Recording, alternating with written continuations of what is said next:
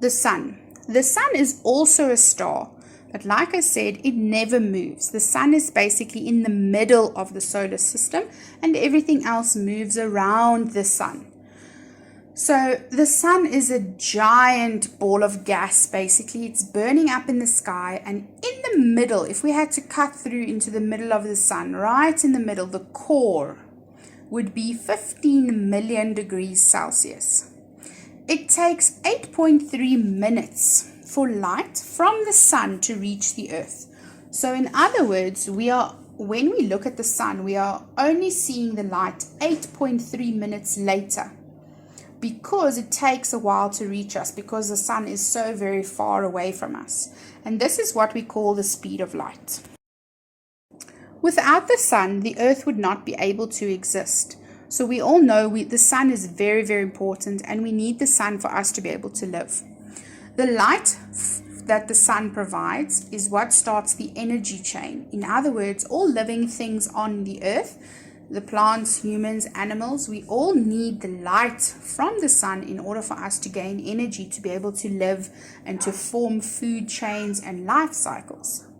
The heat of the sun helps living things stay warm, and the heat of the sun is important for the water cycle. So obviously we need the sun to keep us warm, and so do lots of animals.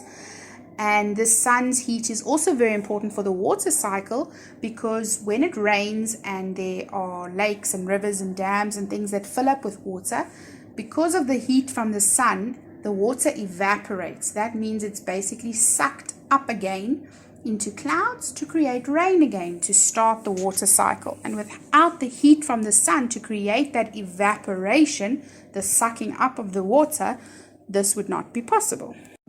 The asteroid belt is an area between Mars and Jupiter. So in the picture, you will see that it is found between the two planets, also going around its own orbit, or its own little road around the sun. The first 4 planets that you can see closest to the sun are made from rock, and the other 4 planets are made of gas. So the further away from the sun the planets are, they are made of gas. They are not solid planets. The closest 4 planets are made of rock, which makes them solid planets. Next, we will be looking at planet Earth. The Earth moves around the sun in an orbit. So we know this because we know the sun is in the middle and the Earth goes around the sun. But the Earth is also spinning while it's going around the sun. So think of if you had to take a marble and create a spinning effect by twisting the marble, it would spin, but then the marble would also move around on the floor and still spin. So the Earth is moving like the marble, but at the same time it is spinning by itself. And the Earth's moon also rotates around the Earth. In other words, the moon is traveling around the Earth. Just like the Earth is traveling around the sun, the moon travels around the Earth. The Earth is made up of 3 main different layers. In other words, the outside of the Earth is called the crust. This is the outside part that us and animals and plants are all living on, where the water and the land is. If you had to go deeper down into the Earth, you would get to what we call the mantle. And that is the part of the Earth between the crust and the most center or middle part of the Earth. The very center or middle part of the Earth that you can see in the picture is called the core. So if you think of the Earth like an apple, the outside is like the skin, which would be then called the crust. The mantle is the inside part of the apple, the part that we would eat. But the core is the same as the core of the apple. It's the very, very middle part where the seeds and so on of the apple are. So there are different layers to the Earth. Next, we will be looking at night and day. It takes the Earth 1 day, in other words, 24 hours, to rotate around its own axis. In other words, if we think of the marble and we were to spin the marble, while it spins by itself on its own axis, that basically takes the Earth 24 hours to do. So while the Earth is spinning by itself, not going around the sun just yet, but spinning around itself, this is what causes day and night. The Earth is tilted at an angle. In other words, the Earth is lying a little bit skew. It's not perfectly straight.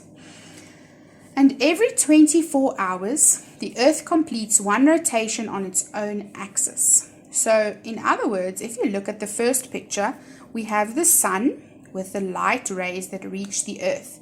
And while the Earth is tilted and spinning around itself, as it spins, different parts of the Earth are facing the sun, which creates the one side that's facing the sun to have day, and the side that's facing away from the sun to have night.